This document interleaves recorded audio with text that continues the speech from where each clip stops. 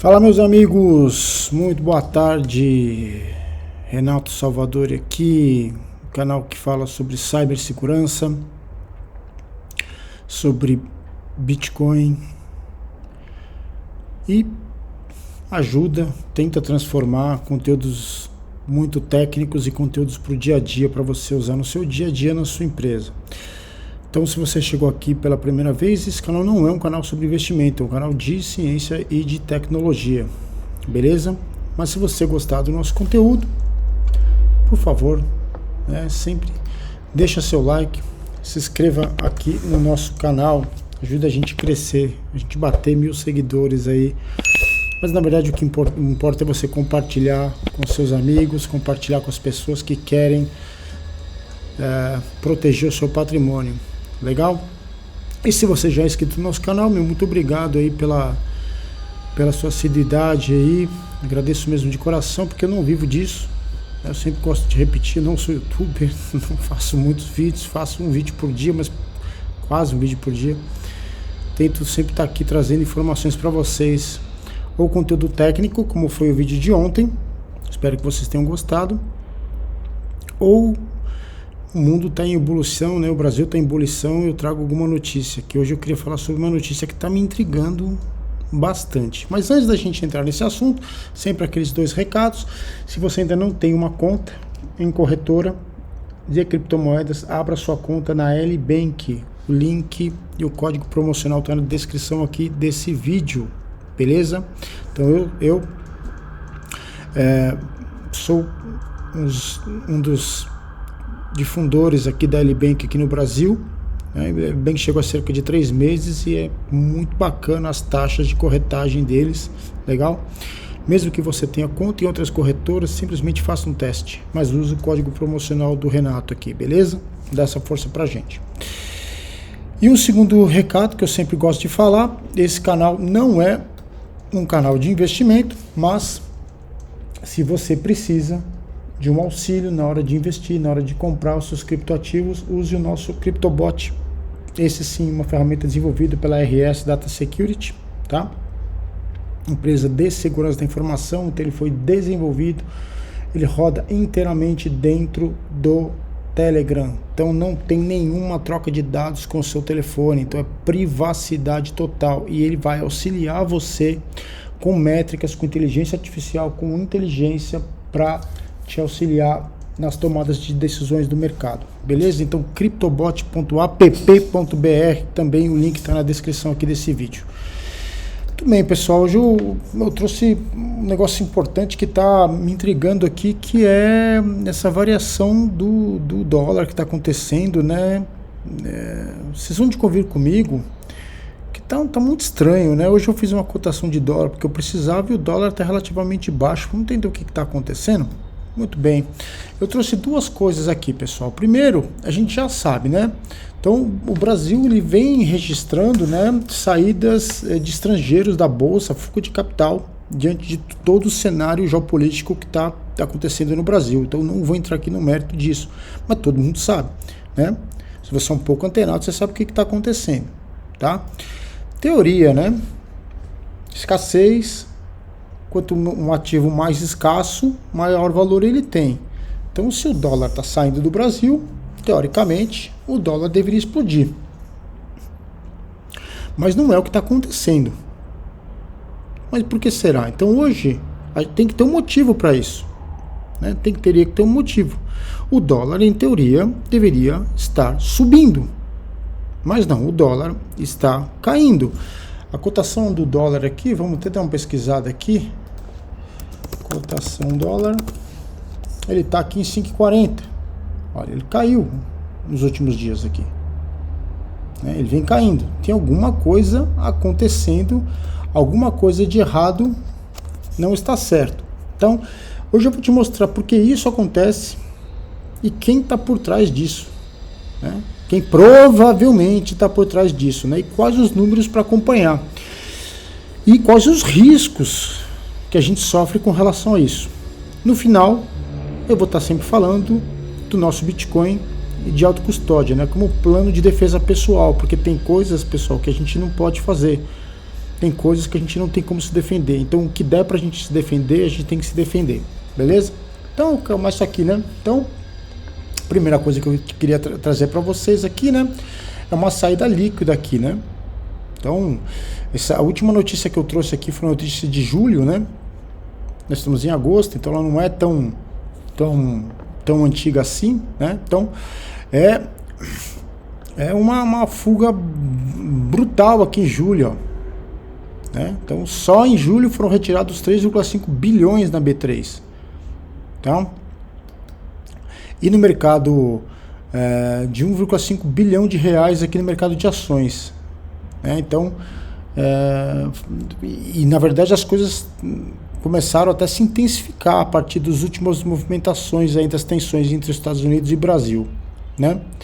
Então, mesmo assim, o dólar não disparou, como eu mostrei para vocês aqui. O dólar ele vem caindo aqui, ó.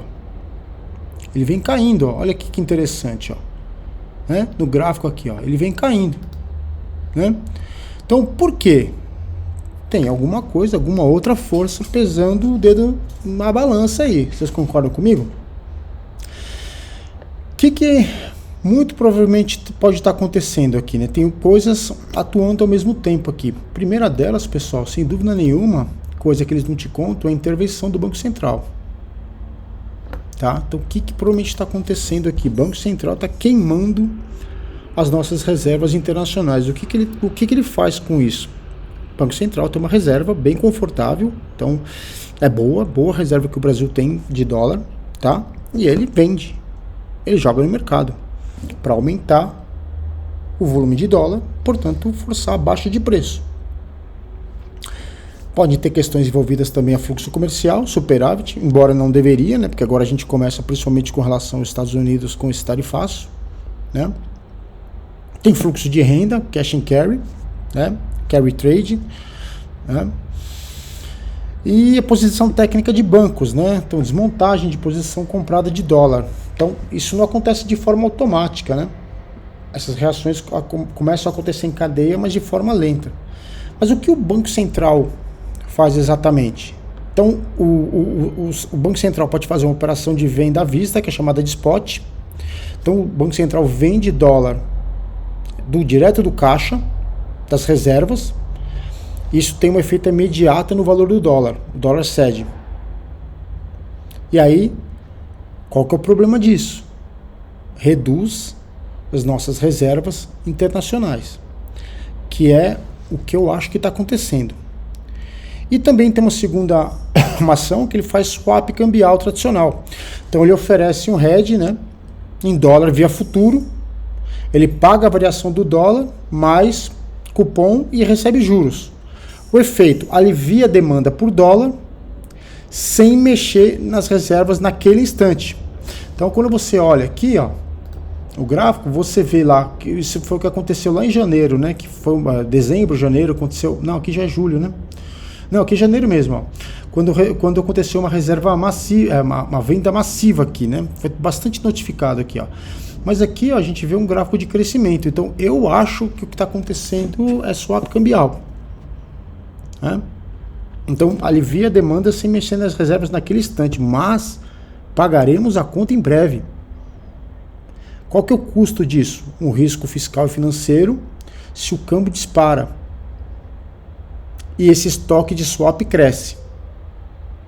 Então, e um terceiro ponto também, que são as linhas de compromisso de recompra. Tá? Então o Banco Central entrega o dólar a hoje com o contrato para recomprar depois. Qual que é o efeito disso? Alívio, né, de liquidez temporária.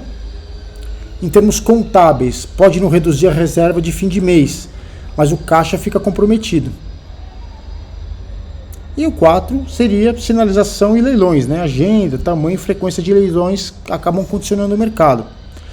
Como efeito, o mercado evita peitar o Banco Central quando sabe que vem oferta, né?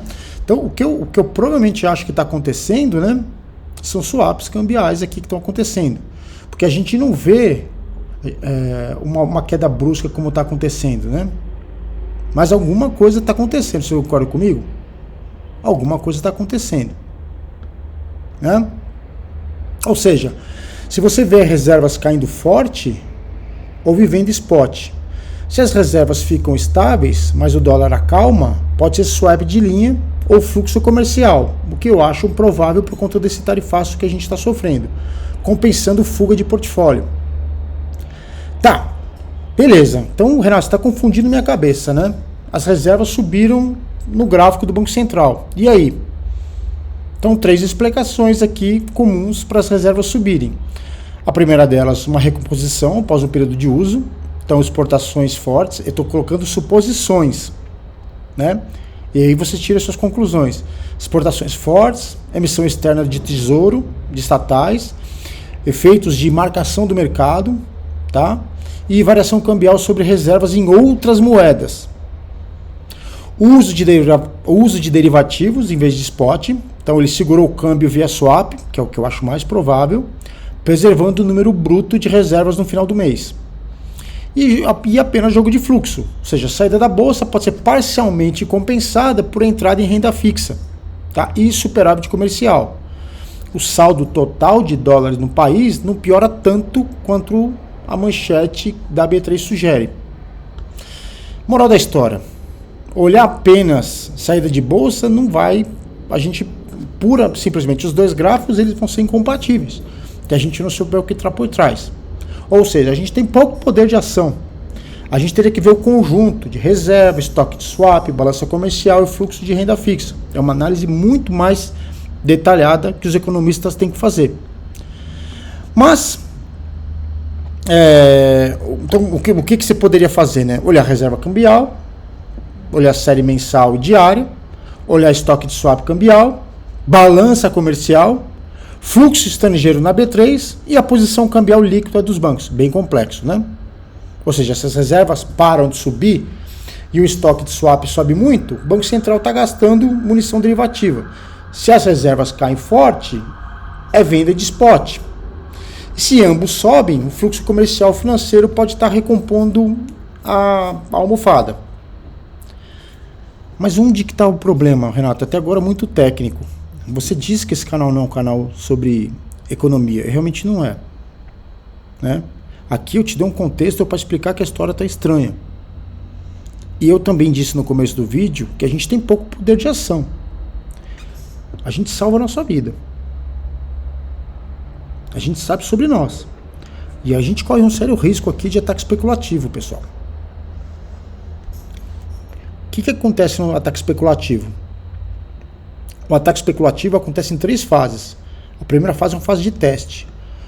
Um player de grande força, ele força o câmbio e o Banco Central responde com swap de linhas, né? Então o mercado mede ali o pulmão, a oxigenação. O segundo, exaustão. Se a fuga persiste e a almofada, que é a reserva mais os apetites de swap, cansa, os prêmios sobem, o dólar acelera, e os juros disparam. E o terceiro, por último, que é o que mais me preocupa, é essa quebra de ancoragem. Sem reservas, sem credibilidade suficiente, né, surgem os tais controles de capitais, IOF, restrição, prazo e dólar explode, pessoal. Então os sinais de alerta que a gente tem que monitorar são as reservas estagnadas ou em queda, com volatilidade subindo, estoque de swap batendo recorde, então fica atento ao estoque de swap, e a balança comercial enfraquecendo, também um outro ponto que a gente tem que levar em consideração. O risco país também é um outro ponto importante. E as medidas administrativas do governo, IOF, controles, entrando em cena. Preciso falar alguma coisa para vocês? Então, o que a gente pode fazer com isso? Tudo isso é macro, certo? A gente não tem controle, mas o impacto é micro, é no seu patrimônio. A moeda local depende de reservas e decisões políticas, concorda comigo? A gente tem algum poder de decisão sobre isso? Nenhum. Porém, o de Bitcoin não depende de reserva. Não tem emissor, não pode ser devaluado por decreto, nada disso. E nesses cenários de estresse cambial e eventual controle de capitais, como tudo se acaminha para estar acontecendo, ativos portáteis e resistentes à censura como o Bitcoin são fundamentais, pessoal. né? Então, o que a gente faz? Sem impulso.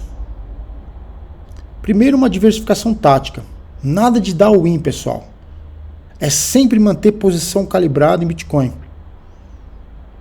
Inclusive para risco de queda. Lembra, nada de alavancagem. Não faça alavancagem. Use DCA. Segundo, autocustódia. Carteira própria, seed bem guardada, multisig, beleza? Vídeo de ontem, que eu expliquei passo a passo como você faz isso, tá? Para você ter, inclusive, uma liquidez de emergência, meus amigos. Né? Então mantenha sempre caixa em reais ou em USDT. Eu sugiro vocês diversificarem a carteira de vocês. Bitcoin e USDT, USDC ou Tetra, qualquer tipo de dólar digital. Não largar esse negócio em Bitcoin não. Em reais não. Tá? Porque o dólar digital se troca muito fácil na corretora por reais. Vira reais assim, muito rápido. Beleza? Ou seja, a gente está vendo aqui o Banco Central se matando para manter dólar baixo e inflação teoricamente controlada. Só que se esse negócio entrar num processo de ataque especulativo, esse trem sai, ele descarrilha, tá? Então, o que a gente pode fazer? Soberania.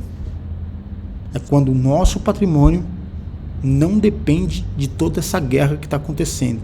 Não dependa de político. Não dependa desses caras. Tome rédeas da sua vida. Beleza? É aí que o Bitcoin entra. Fuga de capital com dólar comportado não é milagre, é engenharia. Isso não está acontecendo por um milagre. É porque tem coisa acontecendo lá no Banco Central.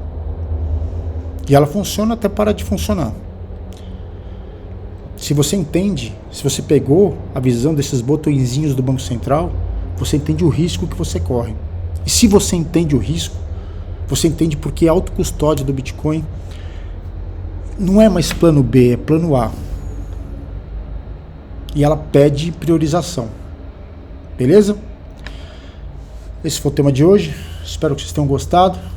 Mais uma vez, gostou do tema? Deixa o seu like e até o próximo vídeo. Forte abraço.